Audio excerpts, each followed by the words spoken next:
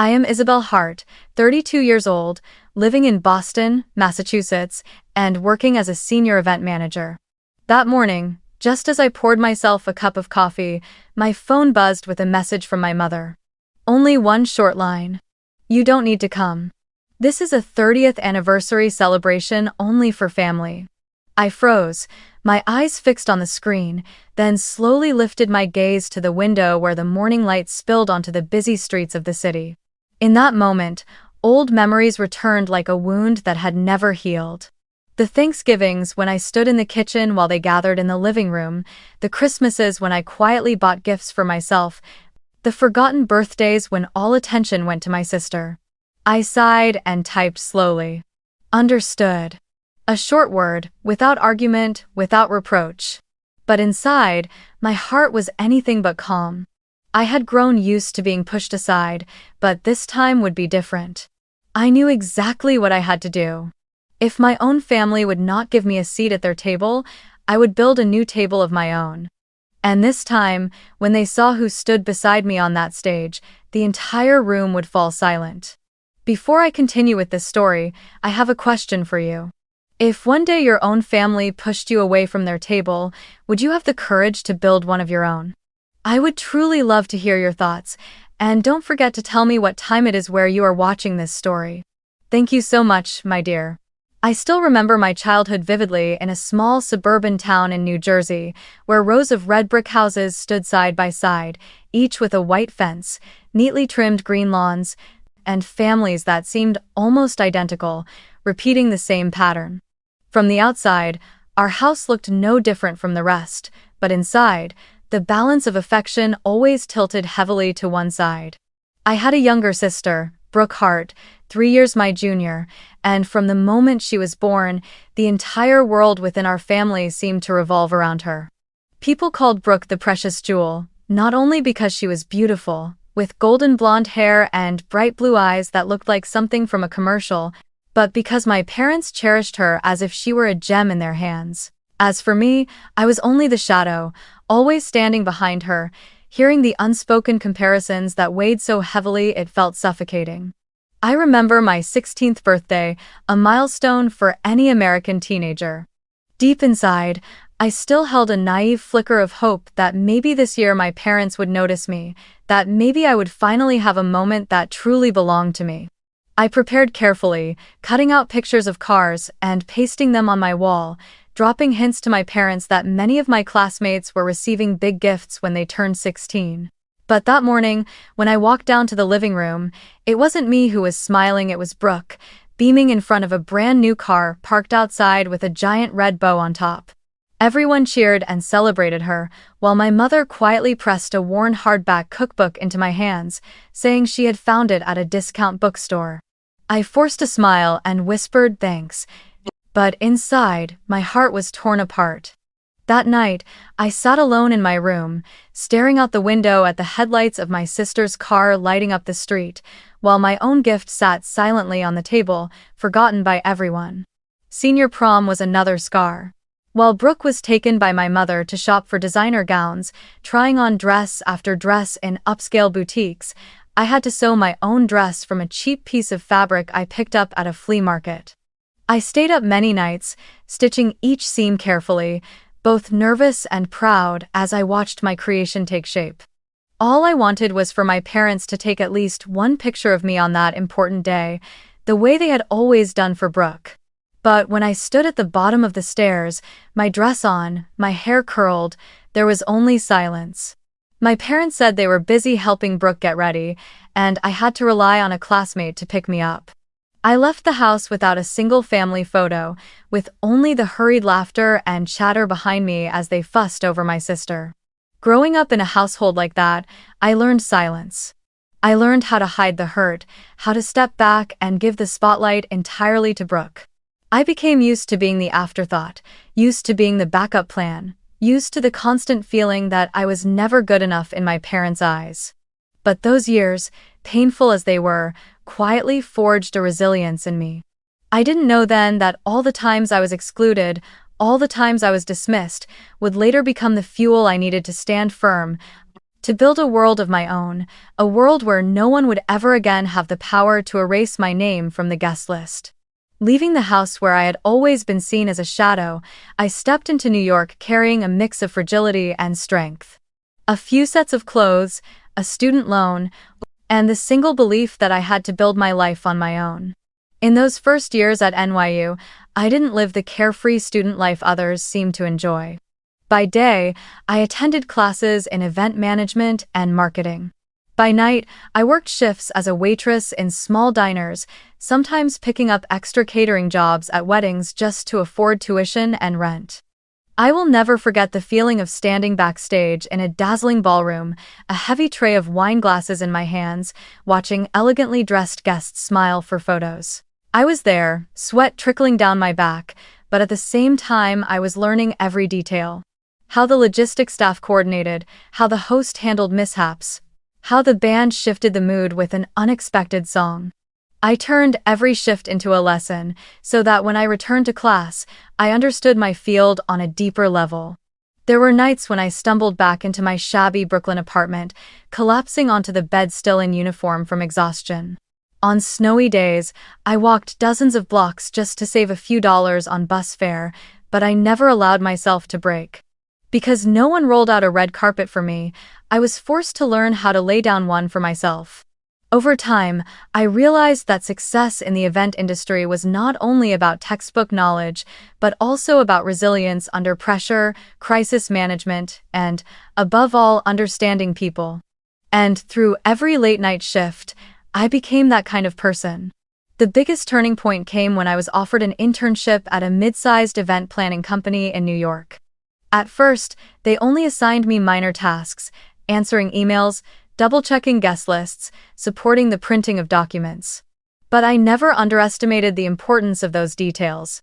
I patiently observed how project directors negotiated with clients, how they stayed calm when the sound system failed in the middle of a ceremony, how they turned a lighting mishap into a memorable moment. Then one day, luck, or perhaps preparation, found me. One of the company's major events in Chicago suddenly lost its project manager due to illness. No one wanted to take the risk. The stakes were too high. I raised my hand. They looked at me, a slim young woman with barely any experience, as if I had lost my mind. But I convinced them that I could handle it, that I understood how to coordinate each moving part, that I had the endurance and the determination not to give up.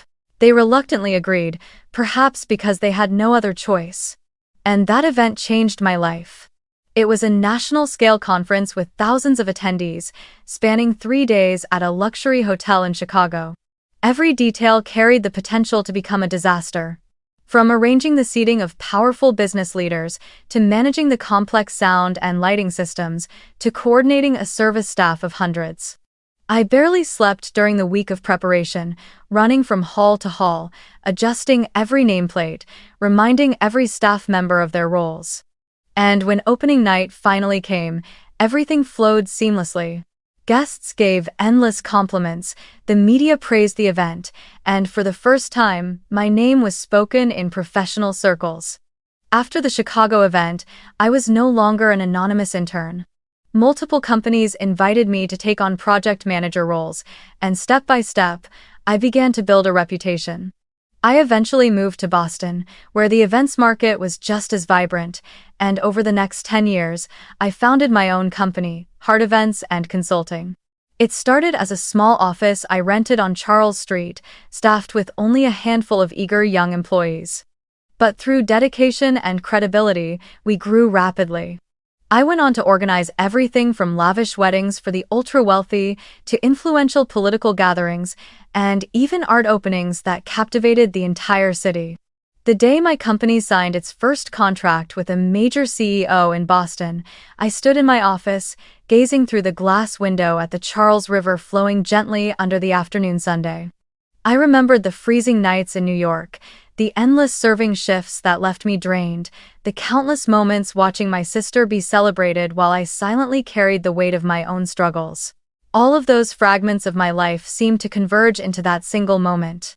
I knew I had come a long way. I was no longer the forgotten daughter in my family. I was Isabel Hart, founder of Heart Events and Consulting, and my clients were now the very names my parents would look up to with awe. This success did not come from any miracle, but from the old wounds that had shaped me into someone unafraid to stand alone, unafraid to build from nothing. And perhaps, because I had always been placed in the second seat, I learned how to step forward on my own. The message arrived on a Friday afternoon, just as I wrapped up a tense meeting with an important client at the office. I leaned back in my chair, slipped off the high heels that had pinched my feet all day, and unlocked my phone to check the family group chat. That chat was rarely active unless it involved Brooke or my parents. And sure enough, this time was no different. The first image that appeared was a glowing photo of the facade of a luxurious country club in New Jersey, with wrought iron gates curving around immaculate green lawns, and a grand entrance glittering under crystal chandeliers. My father had typed the caption with excitement. "Our 30th wedding anniversary will be held here next month, a private event, family only." Immediately, the family chat exploded with congratulations. Heart emojis, cheerful words of praise for Brooke. "You'll help your parents pick the flowers, right? Brooke, you've always had such great taste," filled the screen. I scrolled through line after line and saw that my name was never mentioned. Then, just minutes later, as their excitement reached its peak, a private message from my mother appeared on my screen. "You don't need to come. This is a 30th anniversary celebration, family only." I sat in silence. My hand clenched the phone, but my face showed nothing. The words "family only" cut through me like a cold blade, slicing past the armor I had spent years building. I thought back to all the times before, Thanksgiving when I was 20, when they told me to stay in my dorm because there wasn't enough space at the table. Christmas when I was 25, when I called home only to hear, "Oh, this year we're eating at Aunt Linda's. It's a bit crowded, so you probably don't need to come." My 30th birthday, when my parents forgot to call me at all, yet still threw Brooke a grand party just weeks later. Each memory was like a scratch on glass, not enough to shatter it instantly, but over the years, the marks piled up until the surface was ready to crack. I remembered the one time I dared to ask my mother directly, "Why am I always the one left out? I'm your daughter too." She gave a thin smile, her tone dismissive. "Brooke needs us more. She's fragile, while you're strong and independent. You'll be fine." Back then, I believed her. I told myself that being strong meant accepting it, meant not needing their affection. But now, staring at the words, "family only," I realized that the strength they assigned to me was nothing more than an excuse to cast me aside, a justification to never share their care or their love. A slow-burning anger rose in my chest, but I refused to let it spill over. I had grown so accustomed to being the outsider that I no longer wanted to waste energy explaining or arguing. They would never listen, they never had, and they never would. I stared at the screen for a long time, my fingers hovering over the keyboard, and finally typed a single word. "Understood." I set the phone down and walked to the office window. That Boston evening glowed golden under the fading sun, the Charles River reflecting like a mirror. I took a deep breath, feeling a mixture of sorrow and resolve stir within me. For years, I had learned how to stand alone. But this time was different. That message wasn't just another rejection, it was the last straw.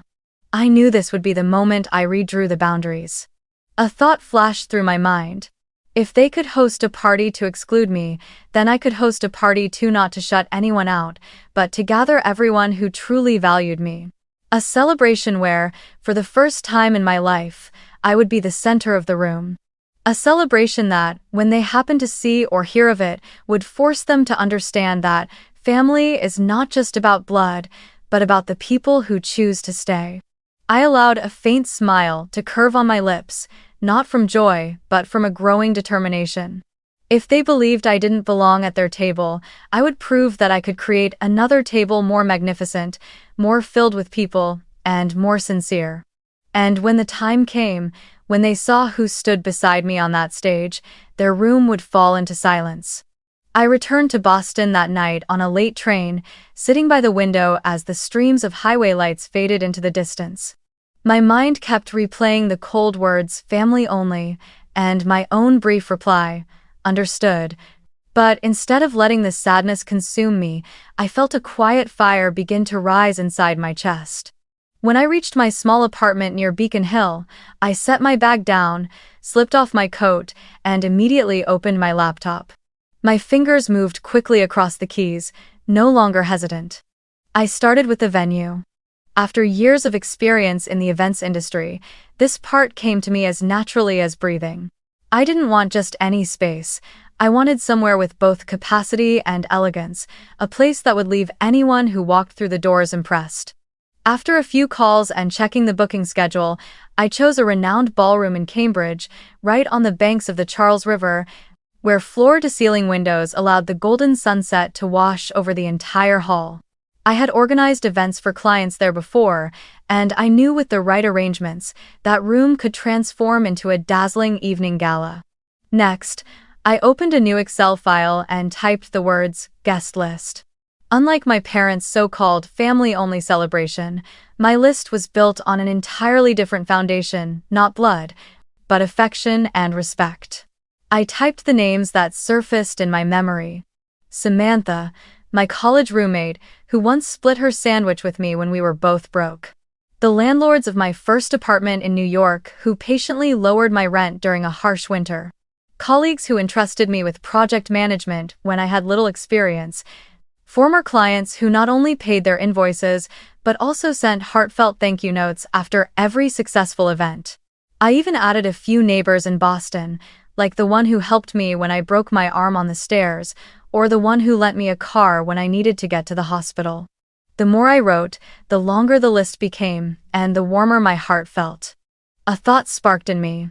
If my parents believed that only they and Brooke counted as family, then I would prove that true family is made up of those who choose to stand by me, even without shared blood. I wanted that when we raised our glasses at the party, the room would overflow with laughter, with eyes filled with pride, and not a single person there would ever think I was merely the shadow of someone else. As the plan began to take shape, I moved on to the concept. I decided on the theme emerald and gold, emerald green to symbolize vitality and resilience, and gold to symbolize brilliance and triumph. I sketched out a mood board, banquet tables draped in deep green silk, golden candles flickering warmly, white flowers woven delicately in between. A live jazz band would play throughout dinner, creating an atmosphere that was both elegant and intimate. The stage would be placed at the very center, so that anyone standing there would be visible to all, leaving no corner for anyone to be overlooked. I called a few of my most trusted vendors, the florist, the lighting crew, the catering team. Each of them reacted with surprise. "Isabel, who's this event for? It sounds incredible."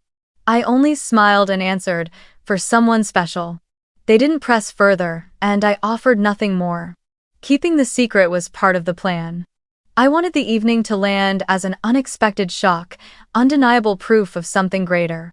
That night, close to midnight, I was still sitting alone in front of my laptop, the glow of the screen reflecting off my face. I typed the final line into the plan. Goal: to celebrate true family, those who stayed, supported, and believed. Leaning back in my chair, I exhaled, feeling lighter than I had in years. For the first time in a long while, I no longer felt alone. I had an entire list of people who had walked with me through the storms, and they would be the witnesses to the moment I finally stepped into the light. I smiled softly, shut down the screen, and stood up. Outside, Boston lay cloaked in night, its lights scattered like stars across the ground. I knew, from that moment on, the game had changed. And this time, I was the one writing the script. The next day, I dove straight into the details of the party. For someone who had spent years in the events industry, planning a gala was nothing unfamiliar, but this time was different. This wasn't just another professional project, it was a declaration, a moment to prove myself to those who had once dismissed me. I had already chosen the theme, emerald and gold, and slowly, everything began to take shape in my imagination. Long banquet tables draped in deep emerald silk, golden candle holders glowing atop them, Pristine white flower arrangements accented with delicate yellow orchids, soft golden lighting cascading down, reflecting off crystal glasses and silver cutlery, transforming the entire ballroom into a glittering treasure chest. I called a familiar florist in Back Bay and placed an order for hundreds of white roses and yellow orchids, along with lush dark green foliage to highlight the color palette. As I described the vision, the shop manager laughed warmly. "Isabel, this sounds more like a gala for a major charity foundation than a personal party." I replied with a quiet, mysterious smile. "Exactly. That's the point." Music was just as essential. I reached out to a 4-piece jazz band I had once worked with at a book launch. Their warm saxophone notes and tender piano melodies had once brought an entire hall to silence. They were thrilled when I called. "We'll bring a full set classic swing pieces and soft ballads, but who's this event for?" I only shrugged. "Just a small celebration. Trust me, the audience will be worth it." Next came the invitations. I didn't want anything ostentatious, but they couldn't be ordinary either. I commissioned a custom design, an emerald background, gold foil borders, and elegant embossed calligraphy. My name wasn't printed in large letters, just a refined line. "A night of gratitude and celebration. Hosted by Isabel Hart." I sent each envelope to friends, colleagues, and neighbors. When they received them, many called back in curiosity. "Isabel, are you really hosting something like a gala? 200 guests? A live band? Formal gowns?" I smiled softly, my voice firm. "Yes, this will be the night I'll never forget." Alongside the backstage preparations, I also thought about myself. I had spent my whole life standing behind others, but that night I would step into the spotlight. I wanted every detail from the decor to my attire to say one thing. I was no longer the shadow. I met with a designer on Newbury Street and tried on countless gowns. There was a dazzling gold dress, but it felt too loud. A stunning black gown, but it felt too heavy. And then I saw it, a crystal-studded emerald gown, with an off-shoulder design that was both soft and strong, a fitted waist that highlighted my figure, and a long sweeping train that glided across the floor. Under the lights, thousands of crystals sparkled like stars. I slipped it on, stood before the mirror, and in that moment, I saw myself not the girl forgotten on her 16th birthday, not the teenager who had to sew her own prom dress, but a woman who had endured, who had become strong enough to shine in her own way. I turned to the designer, smiling. "I'll take this one." In the days leading up to the party, my phone buzzed constantly with messages and calls from friends. "Isabel, what exactly is this event? Why so formal? Are you planning to invite politicians? Will your parents be there?" Each time I heard those questions, I only smiled. I didn't need to explain. My answer was always short and calm. "They'll find out." The night before the party, I stepped into the ballroom for the final check. Staff bustled around, hanging lights, testing the sound system, arranging the tables. On the stage, the Hart Events and Consulting logo glowed across the LED screen under a soft golden wash. I walked between the rows of tables, smoothing a tablecloth here, adjusting a chair there, breathing in the gentle fragrance of fresh flowers. Every detail matched the vision I had carried in my mind. If anything, it was even more beautiful. A picture flickered through my thoughts.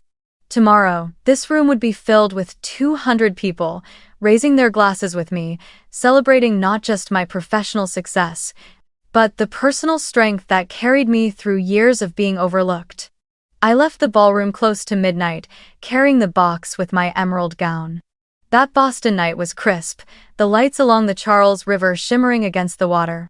Standing on the bridge, the wind brushing lightly through my hair, I whispered to myself, "Tomorrow, I will no longer be the outsider. Tomorrow, I will show them what true family really means." That same evening, two celebrations unfolded nearly 300 miles apart. In the New Jersey suburbs, my parents and Brooke hosted their 30th wedding anniversary at a warmly decorated country club. The reception hall held only about 40 guests, mostly close relatives, a few old church friends, and some of my father's longtime colleagues. Round tables covered in white cloths, small vases of red roses set at the center, and a playlist of familiar love songs playing softly through the speakers. I could picture the scene even without being there. Repeated congratulations, recycled stories, every conversation circling back to Brooke, the golden daughter. People would ask her about work, about future plans, and as always, my name would never be spoken. For them, it would be a family celebration, complete and whole. At the same time, in Boston, I stepped out of the car in front of the grand Cambridge ballroom, golden light spilling through the tall glass windows, reflecting across the Charles River like brilliant streaks of stars. I wore the crystal-studded emerald gown, its sweeping train gliding lightly over the red carpet rolled out from the entrance. As the staff opened the doors, a wave of warmth and the soft pull of jazz music poured out, wrapping around me. And when I walked in, the entire room shimmered under the glow of crystal chandeliers. 200 people, colleagues, mentors, old classmates, clients, neighbors all rose to their feet and broke into thunderous applause. That sound was unlike anything I had ever received from my own family. It was filled with recognition, filled with gratitude. I paused for a moment, letting my eyes sweep across the room. I saw Samantha, the friend who once split her student meal with me, her eyes glistening though her smile was radiant. I saw my former Brooklyn landlords, holding hands and nodding warmly in my direction. I spotted the strict professor who once scolded me for turning in a late assignment, but later wrote the recommendation letter that helped me win a scholarship. And there were my Boston neighbors, the ones who helped me when I fell on the stairs. Every face in that room was a piece of the puzzle, each one a part of what had built the person I had become. The servers moved quickly, pouring champagne into each crystal glass.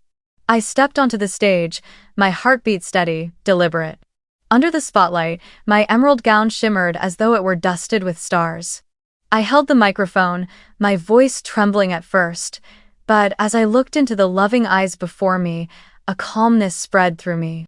Raising my glass, I smiled. Thank you all for being here tonight. I know some call this a gala, others think of it as a night of gratitude. For me, this is simply a family dinner. I paused, letting the words sink into the murmurs of the room, then spoke firmly. Because family isn't just about blood. Family is about those who respect and love you, the ones who choose to stand beside you, especially when you have nothing left to give in return. And everyone in this room, you are my true family. The hall erupted in applause, a wave of clapping and cheering that filled the space. I saw a few people wiping away tears. The jazz band immediately lifted the mood with a triumphant melody, the saxophone's long, soaring notes embracing the entire room. In that moment, I felt myself break free from the dark shadow of my childhood. Without my parents, without Brooke, I still had a community whole and unwavering. I was no longer the girl forgotten in the corner of a room. I was the center of a magnificent evening, surrounded by 200 voices affirming my worth. Meanwhile, in New Jersey, my parents and Brooke were no doubt raising their glasses in a small banquet hall, surrounded by the same recycled congratulations.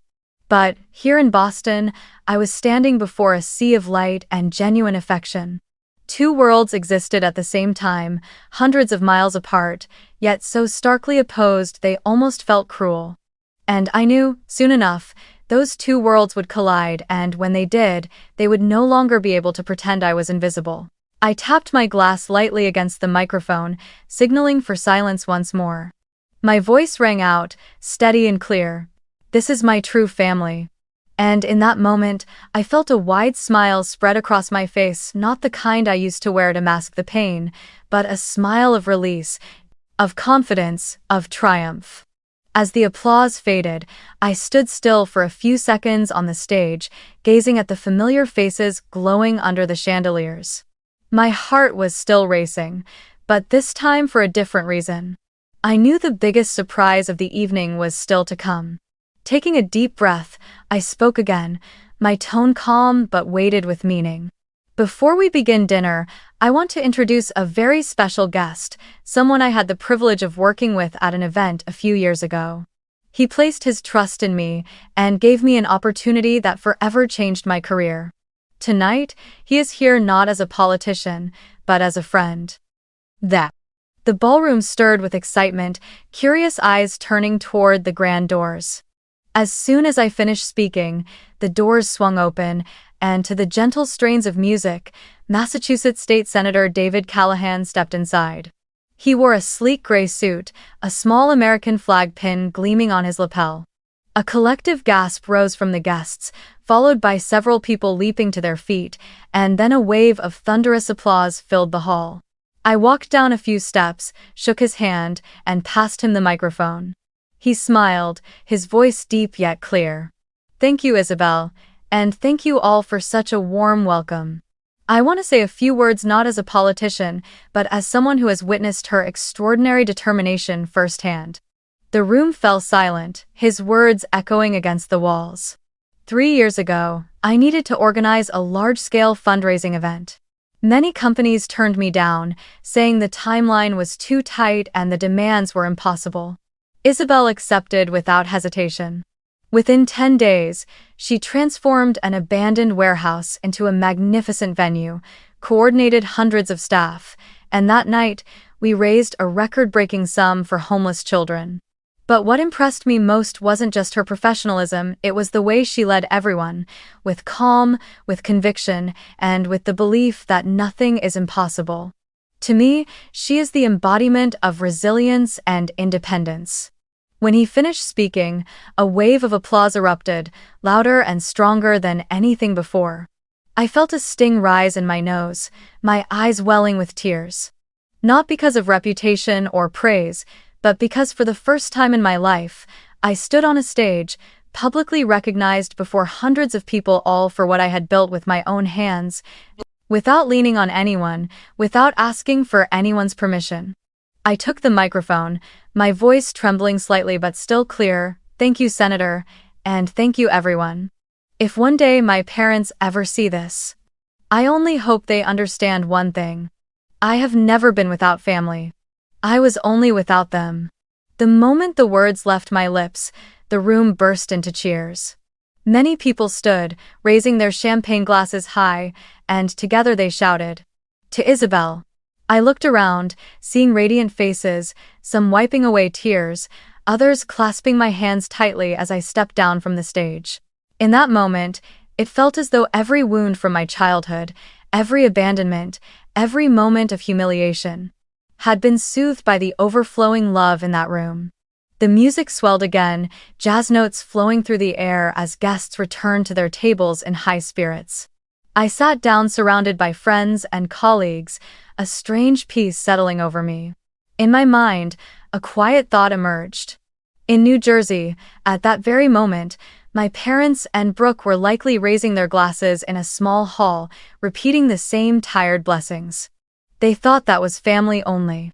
But here, under golden lights and among 200 genuine souls, I finally understood what family truly meant. And I knew it was only a matter of time before they would be forced to face that truth.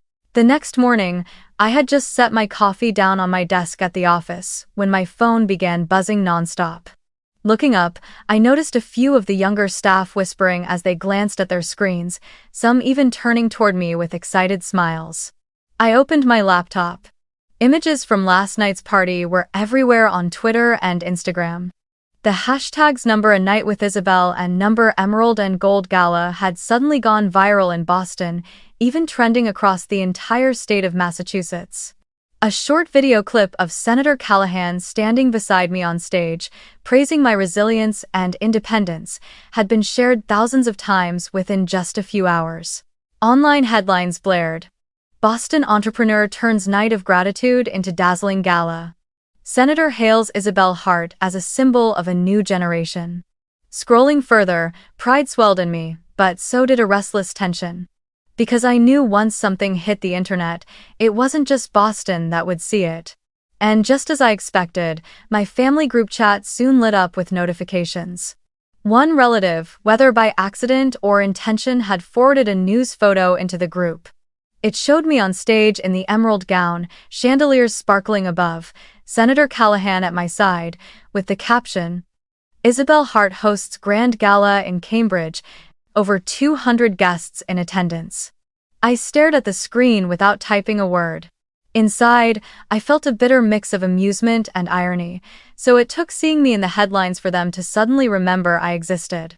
By noon, as I was reviewing a contract for a new client, the office door suddenly swung open. I looked up, and my chest tightened. My parents stood there, their faces heavy, and behind them was Brooke. The staff froze, pretending to focus on their screens, but I could feel their eyes darting toward us, curious and tense. The air thickened, the temperature in the room seeming to drop. I rose slowly to my feet, my voice calm. "Hello, Dad. Mom. And hello, Brooke." My mother spoke first, her voice strained but attempting composure. "Last night, what was that, Isabel?"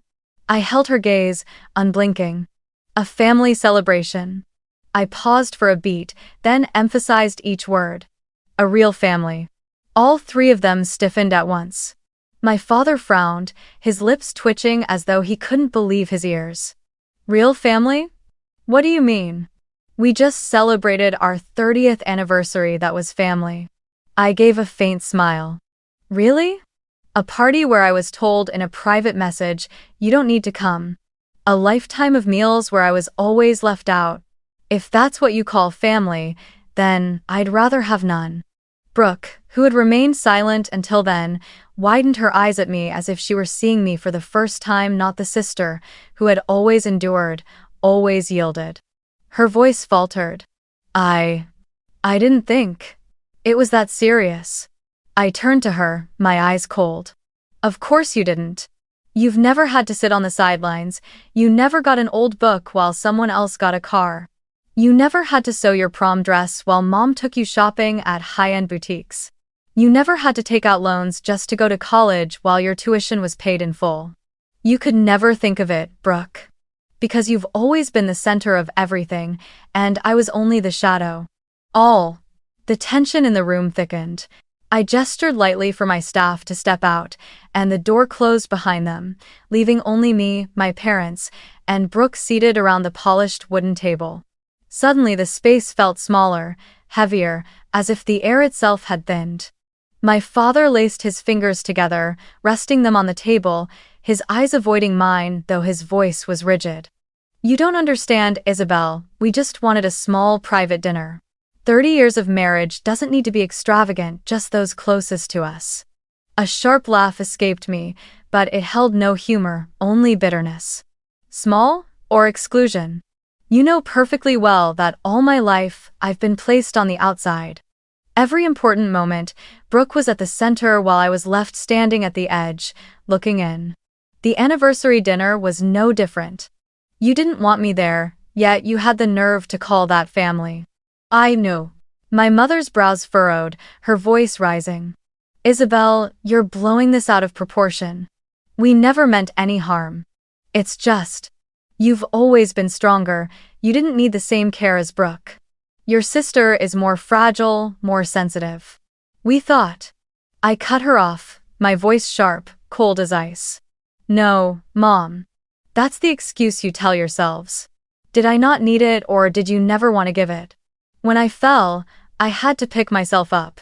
When I longed for a little recognition, you told me I was strong enough not to need it. In all these years, did either of you ever stop to wonder if I was truly okay?" No one answered. Brooke sat beside them, her hands tightly clasped together, eyes fixed on the floor. For the first time, I saw her face stripped of its usual pride, replaced only with confusion.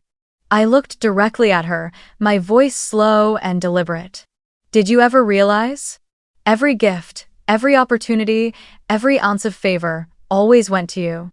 And I had nothing. Did you ever see me standing in the background, swallowing back tears, while the whole family cheered for you?" Brooke stayed silent for a long time. I almost believed she would say nothing, just like always. But then, in a choked whisper, she said, I never thought it was that heavy. I just assumed you didn't care. I thought you were fine." She lifted her head, eyes rimmed red though no tears fell. "Maybe I was selfish.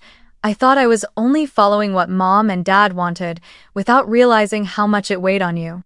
That admission, though not a full apology, sent a tremor through the room. I couldn't decide whether to feel relieved or wounded. Part of me wanted to shout, "Yes, you were selfish," but another part only felt tired. I answered simply, "I've waited years to hear something like that."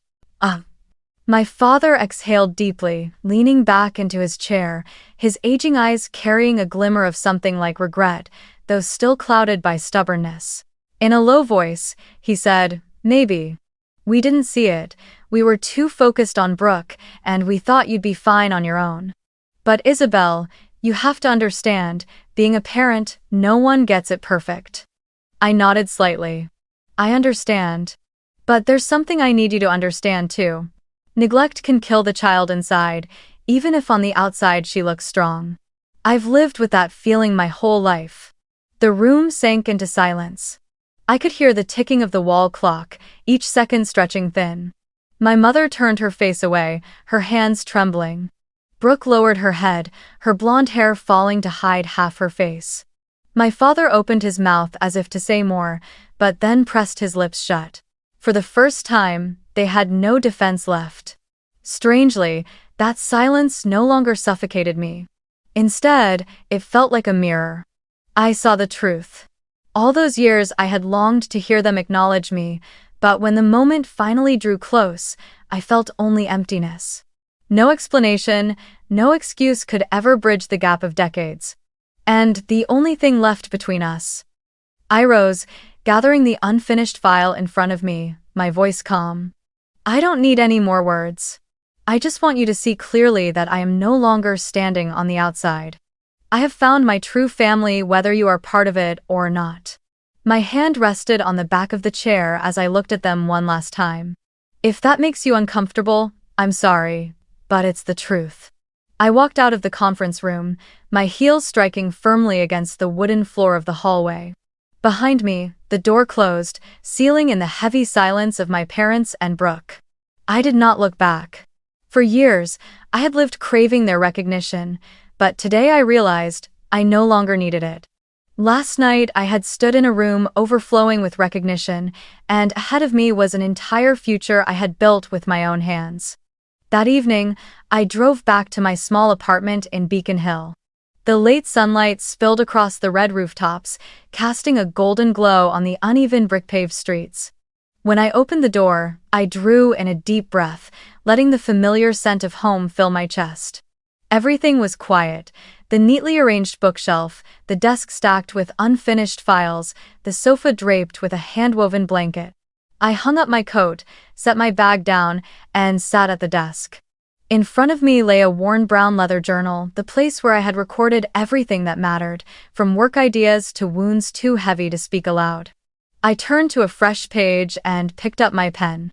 The nib trembled slightly in my hand, but the words came out steady. "I don't need to chase love in places that have denied me. I will build it in places where it is welcomed."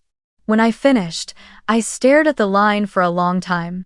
It wasn't just a statement, it was a promise to myself. A promise that I would stop seeking recognition from those who would never give it, and instead, create new bonds that were warm and enduring. Closing the journal, I stood, poured myself a cup of hot tea, and stepped out onto the balcony. Boston was already glowing with evening lights. Glass towers reflected the shimmer, and the Charles River stretched like a dark mirror scattered with countless points of light. I stood there, sipping the tea, feeling the warmth spread through my body. In that moment, I knew with clarity that I had crossed into a new chapter of my life. I thought about the emerald and gold gala, about the thunderous applause, about the faces that had stood with me not out of obligation, not out of blood ties, but out of genuine love. I thought about the final words I spoke on stage, and I knew they were true. Family is not who gives you life. Family is who chooses to stay. I turned toward the window and caught my own faint reflection in the glass. In those eyes, there was no longer the confusion of a child abandoned, but the resolve of a woman who had discovered her own worth. I smiled softly, and in my heart whispered a message not only for myself, but for anyone listening to this story. Family is not who gives you life. family is who chooses to stay. And if you've ever been cast aside, remember this: you have the right to build a table of your own. Beavis. Outside, Boston glittered like a sky full of stars. I took another sip of tea, letting the warmth spread through me, and I knew from that moment on, I would move forward not as someone excluded, but as someone who had created her own seat at the table.